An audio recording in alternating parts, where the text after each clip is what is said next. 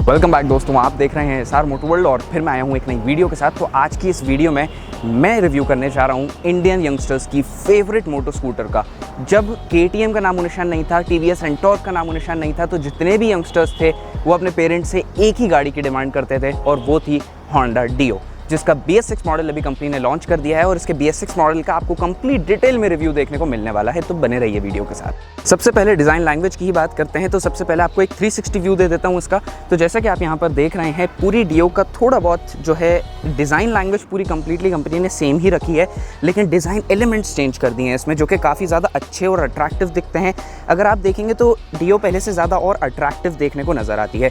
अगर हम इसकी फ्रंट प्रोफाइल देखें तो यहाँ पर आपको एक LED पोजिशन लैंप मिलता है, जो कि काफ़ी अच्छा दिखता है। जब आप इसकी की को ऑन करेंगे तो ये LED पोजिशन लैंप जलने लगेगा, ये काफ़ी अच्छा दिखता है। यहाँ पे कट्स एंड क्रीसेस में थोड़े बहुत चेंजेस कर दिए हैं कंपनी ने। और उसके बाद फ्रंट प्रोफाइल में यहाँ पे आपको ये, क्योंकि मैं DX मॉडल लेके आया हूँ, ये इसका टॉप मॉडल है। इसमें दो वेरिएंट्स आपको मिलते हैं, एक DX और एक स्टैंडर्ड। DX और स्टैंडर्ड में थोड़ी बहुत चीज़ों का डिफरेंस आ जाता है, जैसे कि डिजिटल मीटर नहीं मिलता, थोड़ी बहुत चेंजेस आ जाते हैं, वो भी हम बात करेंगे। DX मॉडल मिलता है और फ्रंट LED हेडलैम्प मिलता है आपको, जो कि आप देख सकते हैं कितना अच्छा है। अगर लाइट अपर डिपर दोनों में चलेगा। और यहीं पे आपको स्टाइलिश इंटीग्रेटेड इंडिकेटर्स मिलते हैं, जो कि काफ़ी अच्छे दिखते हैं। और यहाँ पर कंपनी ने फॉक्स कार्बन का फिनिश दिया है, कार्बन फाइबर फिनिश आपको यहाँ पर देखने को मिलता है। और पैनल फिटिंग की बात करें तो पैनल फिटिंग काफ़ी अच्छी है, ज़्यादा हिल डुल नहीं रहे पार्ट्स। और यहाँ पर आपको मोटो स्कूटर की स्टिकरिंग देखने को मिलती है। मडगार्ड पर यहाँ पर आपको साइड रिफ्लेक्टर मिलता है, और जो ये मडगार्ड है ये फाइबर का है। और फ्रंट आपको इसमें टेलीस्कोपिक सस्पेंशंस देखने को मिलते हैं। टायर की बात करें तो MRF का आपको इसमें टायर मिल जाता है 90/90 का 12 इंच रिम व्हील के साथ। जी हाँ, अभी भी होंडा ने इसमें इसके टॉप मॉडल में अलॉय व्हील नहीं दिया। और अलॉय व्हील का ये रिम व्हील का जो कलर है वो कंपनी ने थोड़ा सा चेंज कर दिया है। जैसे कि आप देख सकते हैं, रिम व्हील का कलर थोड़ा सा डिफरेंट दिख रहा है, गोल्डनिश कलर में थोड़ा ग्रीनिश शेड आ रहा है, कुछ इस टाइप का कलर देखने को इसमें आपको मिलता है। अगर हम यहीं पे और साइड प्रोफाइल की बात करें तो साइड प्रोफाइल में कट्स एंड क्रीसेस में, जैसे कि आप देख सकते हैं, चेंज करा है, थोड़े बहुत कट्स एंड क्रीसेस चेंज्ड हैं। यहाँ पर कार्बन फाइबर फिनिश मिलता है। और एक चीज़ और दिखाना चाहूँगा आपको कि अब जो बैटरी है इसकी वो यहाँ पर माउंटेड है। बैटरी कुछ स्कूटर्स में, जैसे कि एक्टिवा में आगे माउंटेड रहती थी, तो उसका एसिड गिरता था, जो कि मडगार्ड तक गिरता था या अलॉय व्हील्स को ख़राब कर देता था, रस्टिंग प्रॉब्लम आ जाती थी। मगर अब बैटरी कंपनी ने यहाँ पर दे दी है और इसका कंपार्टमेंट बिल्कुल डिफरेंट कर दिया है और ईजी टू एसेसेबल है। यानी कि आराम से अगर आपको बैटरी चेंज करनी है तो आप बिना गाड़ी को ओपन करें आप गाड़ी की बैटरी चेंज कर सकते हैं। फुटरेस्ट देखें तो यहाँ पर आपको साइड फुटरेस्ट मिल जाता है, जो कि पहले डियो में क्या होता था कि एक फुटरेस्ट यहीं पर एक प्लेस था जो कि रिट्रैक्टेबल नहीं था। अब ये रिट्रैक्टेबल फुटरेस्ट आपको इसमें मिल जाता है, जो कि थोड़ा सा ज़्यादा अच्छा और कन्वीनियंट रहता है। एग्जॉस्ट मफलर अगर हम देखते हैं तो एग्जॉस्ट मफलर का डिज़ाइन ओके कह सकते हैं, ज़्यादा अच्छा नहीं कह सकते। यहाँ पर आपको स्टील की हीट शील्ड मिलती है। और पहले कुछ स्कूटर्स में होंडा ने फाइबर की हीट शील्ड देना प्रोवाइड कर दिया था, जो कि कॉस्ट कटिंग का रीज़न था वो, लेकिन उसमें बहुत लोगों को प्रॉब्लम आ रही थी कि हीट शील्ड टूट जाती थी। कहीं भी आप ट्रैफिक में राइड कर रहे हैं, ज़रा सी टच हुई गाड़ी टूट जाती है हीट शील्ड।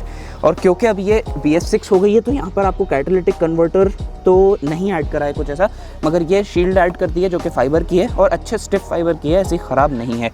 रियर व्हील की बात करें तो रियर व्हील आपको इसमें गोल्डन कलर का मिलता है। MRF का टायर है और ये टायर 90/100 का है 10 इंच व्हील के साथ। अगर कंपनी इसमें 12 इंच व्हील दे देती तो थोड़ी स्टेबिलिटी और इसकी बढ़ सकती थी। और स्टेबिलिटी की हम यहाँ बात कर रहे हैं तो हमें व्हील बेस की भी बात करनी पड़ेगी। जो व्हील बेस है वो होंडा में 22 mm बढ़ा दिया है कंपनी ने डियो का, जो कि 1260 mm का लॉन्गर व्हील बेस हो गया है। व्हील बेस बढ़ने की वजह से इसकी जो स्ट्रेट लाइन स्टेबिलिटी है वो काफ़ी अच्छी देखने को आपको मिल जाएगी। रेयर टेल लाइट अगर हम यहाँ पर देखते हैं तो आपको काफ़ी अच्छी, वही पुराना जो ओल्ड स्टाइल था डियो का वही आपको देखने को मिल जाती है। और जो टेल है उसमें भी कट्स एंड क्रीसेस में कंपनी ने थोड़े बहुत चेंजेस करे हैं। साइड पैनल पे और कलर क्वालिटी देखें तो हम काफ़ी अच्छी कलर क्वालिटी देखने को मिलती है। ये आपको स्प्लिट ग्रैब रेल्स देखने को मिलती हैं और यहाँ पर आपको कार्बन फाइबर फिनिश देखने को मिल जाता है। सीट जो है वो काफ़ी अच्छी है, इसके डिज़ाइन के साथ इंटीग्रेटेड है, यानी कि ऐसा नहीं लग रहा कि सीट बहुत लंबी कर दी है, छोटी कर दी, बिल्कुल परफेक्ट कंडीशन में सीट है। और कुशनिंग आप देख सकते हैं कितनी ज़्यादा अच्छी है। साइड से कंपनी कुशनिंग कम कर देती है, मगर यहाँ पर कुशनिंग जो है सीट की काफ़ी अच्छी है, काफ़ी अच्छी फोम क्वालिटी का कंपनी ने यूज़ करा है। और जो स्टिचिंग है वो भी आप देख सकते हैं, ज़्यादा अटेंशन टू डिटेल नहीं दी कंपनी ने, जैसे कि सुजुकी बर्गमैन और TVS एंटॉर्क में है, मगर सीट कुशनिंग जो है अच्छी है और सीट कंफर्ट भी अच्छा है इसका। अब अगर हम इंजन की यहाँ पर बात करते हैं कि इंजन में क्या कंपनी ने चेंजेस करे हैं, तो इंजन में बहुत से कंपनी ने यहाँ पर चेंजेस कर दिए हैं। सबसे पहली चीज़, बोर जो है इंजन का वो 3 mm कम कर दिया है और जो स्ट्रोक है वो 8 mm बढ़ा दिया है। 8 mm स्ट्रोक बढ़ने की वजह से जो इसका टॉर्क है वो काफ़ी अच्छा हो गया है। और जो BS4 मॉडल था वो 7.92 PS की मैक्स पावर प्रोड्यूस करता था, और जो BS6 मॉडल है वो 7.7 PS की मैक्स पावर प्रोड्यूस करता है, यानी कि 0.2 PS का यहाँ पर आपको लॉस देखने को मिलता है, पावर लॉस। अब टॉर्क की बात करते हैं तो BS4 मॉडल 8.9 न्यूटन मीटर्स का टॉर्क प्रोड्यूस करता था, और जो अब BS6 मॉडल है उसमें टॉर्क बढ़ गया है BS6 की वजह से, यानी कि होंडा ने पावर थोड़ी सी कम कर दी और टॉर्क बढ़ा दिया, और टॉर्क बढ़ के 9 न्यूटन मीटर्स का हो गया है। 0.1 न्यूटन मीटर्स का टॉर्क बढ़ गया है और 0.2 PS की पावर लॉस हो गई है BS4 होने की वजह से। जो स्ट्रोक है जब भी कंपनी बढ़ा देती है, अगर आपने मेरी ओवर स्क्वायर अंडर स्क्वायर वाली वीडियो देखी होगी तो उसमें आपको पता होगा स्ट्रोक और बोर क्या काम करते हैं। बोर कम करने की वजह से पावर थोड़ी सी कम हो गई, लेकिन स्ट्रोक बढ़ाने की वजह से टॉर्क थोड़ा सा इसमें बढ़ गया है। 110 सीसी का ही इसमें आपको इंजन मिलता है जो कि एक्टिवा 6G में मिलता है, और कंप्रेशन रेशो भी इसमें कंपनी ने बढ़ा दिया है। कंप्रेशन रेशो बढ़ने की वजह से थोड़ी हीटिंग गाड़ी में बढ़ सकती है, लेकिन कंप्रेशन रेशो बढ़ने की वजह से माइलेज अच्छा मिलेगा और परफॉर्मेंस भी थोड़ा बेटर हो जाएगा। 9.5:1 का कंप्रेशन रेशो इसमें पहले मिलता था, लेकिन अब 10:1 का कंप्रेशन रेशो आपको मिलता है। अगर आप ग्राउंड क्लियरेंस देखेंगे तो आपको इसमें थोड़ी सी कमी महसूस होगी। भले ही अभी ये मेन स्टैंड पे लगी है तो आपको ऐसा लग रहा होगा कि ग्राउंड क्लियरेंस थोड़ा सा ज़्यादा है, मगर ग्राउंड क्लियरेंस 160 mm का है, जो कि आप एक्टिवा से कंपेयर करें तो उसमें भी 170 mm के आसपास मिलता है और ग्राजिया में भी 170 mm के आसपास मिलता है। तो ग्राउंड क्लियरेंस कंपनी थोड़ा बढ़ा देती तो वो चीज़ इंडियन रोड्स के हिसाब से बिल्कुल परफेक्ट हो जाती। अब इंजन की हम थोड़ी और डिटेल में बात करते हैं तो सबसे पहली चीज़ तो इंजन में आपको इसमें फ्यूल इंजेक्शन मिल जाता है, जो कि ज़्यादातर सभी BS6 टू व्हीलर्स में आपको देखने को मिल रहा है। फ्यूल इंजेक्शन मिलने की वजह से अब क्या होगा कि इंजन को जितने पेट्रोल की ज़रूरत होगी एग्जैक्ट उतना ही पेट्रोल इंजन में पहुँचाया जाएगा, जिस वजह से आपको माइलेज इसमें काफ़ी अच्छा मिलेगा, और माइलेज बढ़ जाएगा तो आप लोगों की प्रॉब्लम्स भी सॉल्व हो जाएंगी। और फ्यूल इंजेक्शन में माइलेज सेट होने का कोई केस नहीं होता कि आप मैकेनिक के पास जाएँ माइलेज सेट कराएं। इसमें सेंसर्स के बेस पे माइलेज जो है गाड़ी देती है, और पेट्रोल जो है वो एक्यूरेटली बिल्कुल इंजन में सप्लाई किया जाता है। ACG स्टार्टर इसमें आपको मिल जाता है, यानी कि जब आप गाड़ी स्टार्ट करेंगे तो अब आपको सेल्फ स्टार्ट की बहुत जो हार्श नॉइज़ आती थी वो नहीं आएगी, जैसे कि आपने एक्टिवा 125 में देखा और एक्टिवा 6G में देखा। अगर मैं आपको यहाँ पर स्टार्ट करके बताऊँ इसको,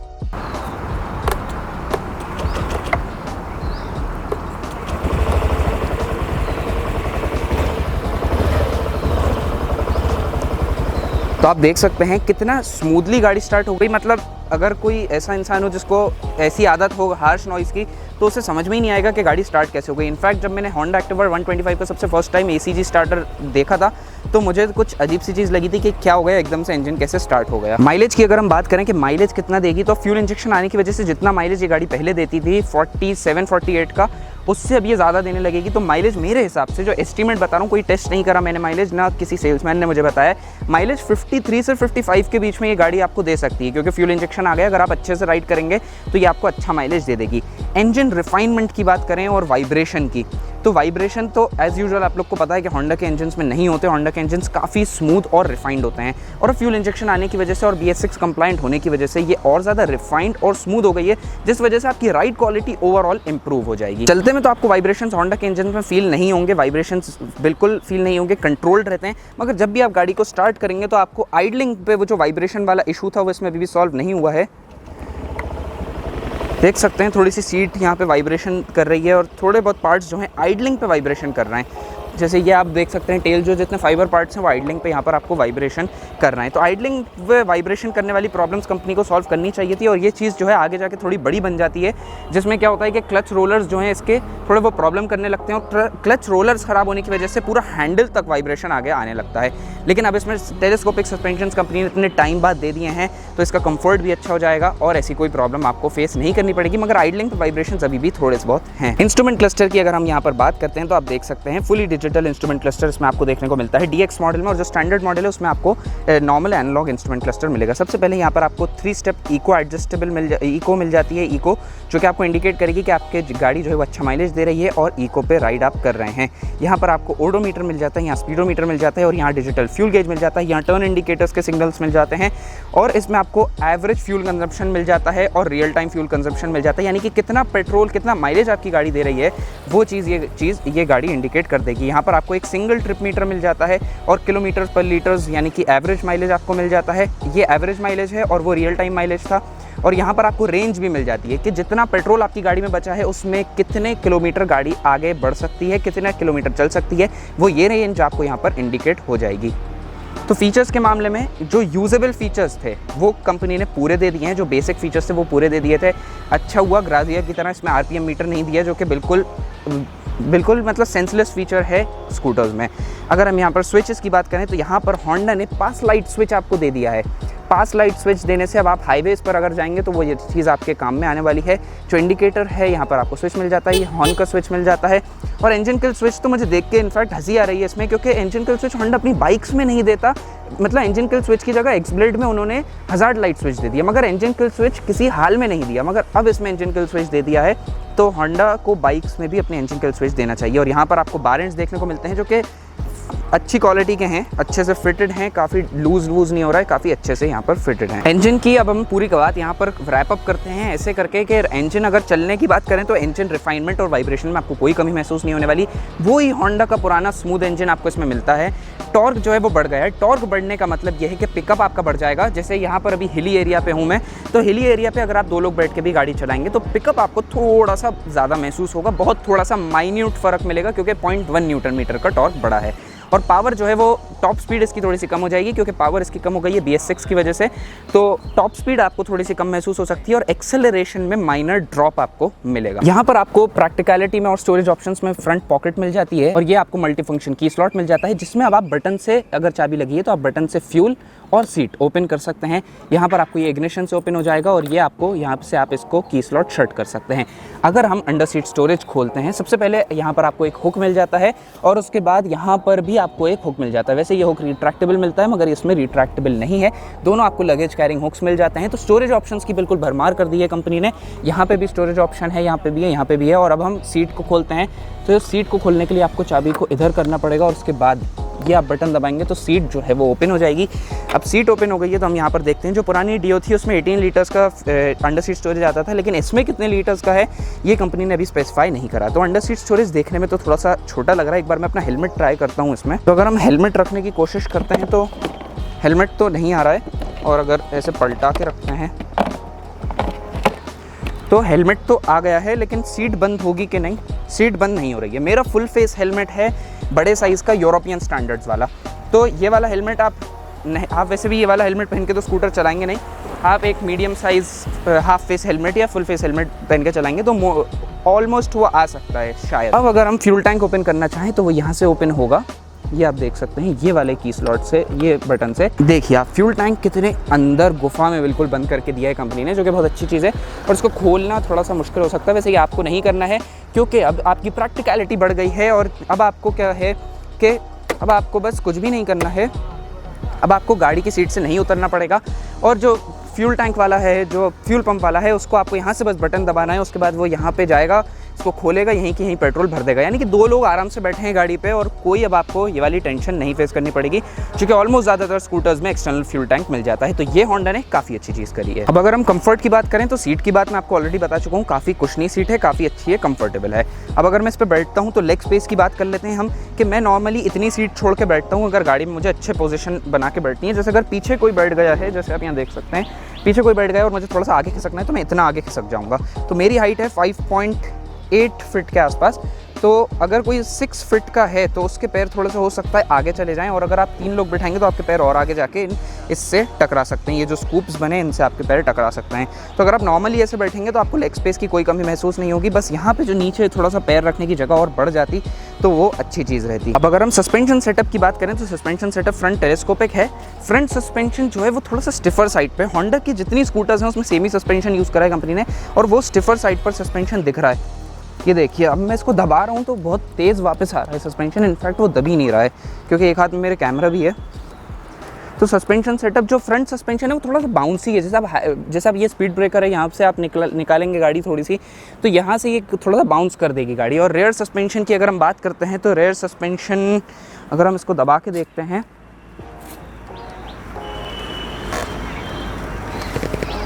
रेयर सस्पेंशन भी थोड़ा सा मुझे स्टिफर साइड पर लग रहा है, मगर रेयर सस्पेंशन इसमें ज़्यादा अच्छे से वर्क करता है फ्रंट सस्पेंशन के कंपैरिजन में। तो फ्रंट सस्पेंशन आप मान सकते हैं कि स्टिफर साइड पर इंडियन रोड्स के हिसाब से, और रेयर सस्पेंशन बिल्कुल परफेक्ट है। कर्व वेट की अगर हम यहाँ पर बात करते हैं तो 105 यानी कि 105 kg का इसमें आपको कर्व वेट मिलता है, जो कि एक्टिवा 6G से 2 kg कम है और ग्राजिया से 3 kg कम है। BS4 के कंपैरिजन में 1 किलो इसका जो वेट है वो बढ़ गया है, जो कि आपको ज़्यादा फ़र्क महसूस नहीं कराने वाला है। और वेट बढ़ने की वजह से इसकी जो स्टेबिलिटी, ओवरऑल स्टेबिलिटी में जो हैंडलिंग कैरेक्टरिस्टिक्स हैं उसमें स्टेबिलिटी में इसमें ज़्यादा फ़र्क आया है। स्टेबिलिटी स्ट्रेट लाइन में काफ़ी अच्छी हो गई है, वेट बढ़ने से स्टेबिलिटी जो है अच्छी हो गई है, मतलब गाड़ी दब के चलती है, और जो व्हील बेस बढ़ने से स्ट्रेट लाइन स्टेबिलिटी अच्छी हो गई है। अब अगर हम डीलक्स और स्टैंडर्ड में कंपेयर करते हैं कि आपको क्या क्या चीज़ें डिफरेंस मिलेंगी, तो साइलेंट स्टार्ट और इंजन के कंपोनेंट्स जितने भी हैं, जैसे फ्यूल इंजेक्शन, साइलेंट स्टार्ट, ये सब चीज़ें तो कैरी फॉरवर्ड ही होने वाली हैं, उसमें आपको मिलने वाली हैं। जो मेन चीज़ आपको नहीं मिलेगी वो है एक तो मीटर कंसोल। मीटर कंसोल आपको जो स्टैंडर्ड वेरिएंट है उसमें आपको एनालॉग मीटर कंसोल मिलेगा। फ्यूल टैंक आपको एक्सटर्नल दोनों में मिल जाएगा, और जो डिस्प्ले वाला सिस्टम है वो भी आपको उसमें नहीं मिलेगा, जिसमें आपको माइलेज बताएगा, ये सब बताएगा, वो आपको इसमें नहीं मिलेगा। Side stand engine cut off company ने नई चीज़ सेफ्टी फीचर के लिए ऐड करी है, जिसमें आपकी सेफ्टी बढ़ जाएगी कि आप अगर साइड स्टैंड हटाएंगे नहीं तो गाड़ी जो है वो स्टार्ट नहीं होगी। और अभी क्योंकि इसमें एसेसरी के लिए साइड स्टैंड आता है तो साइड स्टैंड इसमें अवेलेबल नहीं लगा हुआ, और side stand engine cut off का जो सिस्टम है उसमें जो नीचे पूरा लगता है वो ऑप्शनल एसेसरी है, जैसे कि साइड स्टैंड है। तो ऑप्शनल एसेसरी अगर आप देखते हैं तो ऑप्शनली वो आपको गाड़ी के साथ अलग से खरीदना पड़ेगा। व्हील कलर जो है वहाँ पर चेंज हो जाएगा। स्टैंडर्ड वेरिएंट में ब्लैक कलर के व्हील्स आएंगे और यहाँ पर गोल्डन कलर के व्हील्स मिलते हैं, और 3 स्टेप इको इंडिकेटर की जो यहाँ पर लाइट है वो आपको स्टैंडर्ड, ये वाली जो लाइट है ये आपको स्टैंडर्ड वेरिएंट में नहीं मिलेगी, ये डीएक्स वेरिएंट में ही आपको मिलती है। तो यही थे कुछ छोटे मोटे फ़र्क जो कि स्टैंडर्ड वेरिएंट और डीलक्स वेरिएंट में फ़र्क बताएंगे आपको। ब्रेकिंग की बात करें तो काफ़ी अच्छी ब्रेकिंग आप कह सकते हैं। डिस्क ब्रेक अगर मिल जाता है तो ब्रेकिंग थोड़ी सी और बेहतर हो सकती थी, इंप्रूव हो सकती थी। यहाँ पर आपको कॉम्बी ब्रेक सिस्टम मिलता है, जिसमें होता है कि अगर आप रेयर ब्रेक दबाएंगे, यानी कि पिछला ब्रेक आप थोड़ा सा दबा रहे हैं, तो कुछ रेशो में पैनिक सिचुएशन में फ्रंट ब्रेक भी दब जाएगा, जिस वजह से ब्रेकिंग डिस्टेंस कम हो जाएगी, जो कि ज़्यादातर स्कूटर्स में आ रहा है। सुजुकी अपनी टेक्नोलॉजी के नाम पे बेच रहा है, हीरो अपनी टेक्नोलॉजी के नाम पे बेच रहा है। ओवरऑल वो होती कॉम्बी ब्रेक ही है।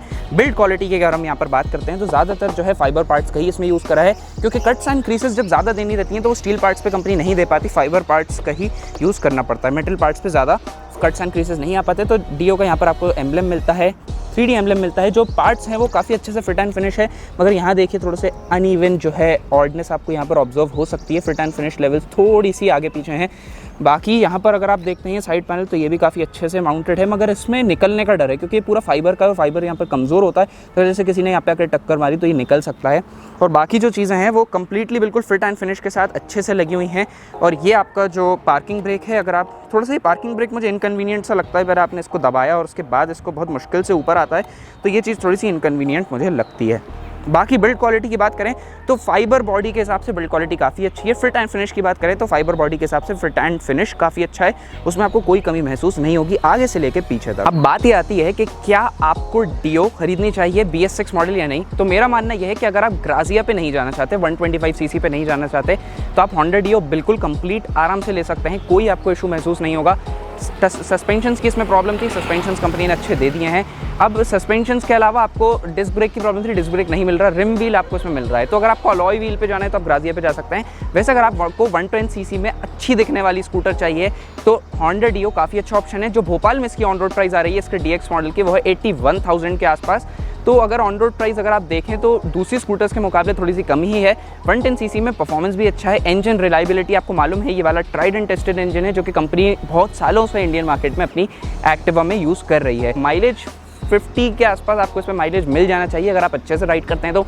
और फीचर्स में कंपनी ने कोई कमी नहीं छोड़ी, बिल्कुल बेसिक जो फीचर्स मिलने चाहिए वो पूरे बेसिक फीचर्स आपको इसमें मिल जाते हैं।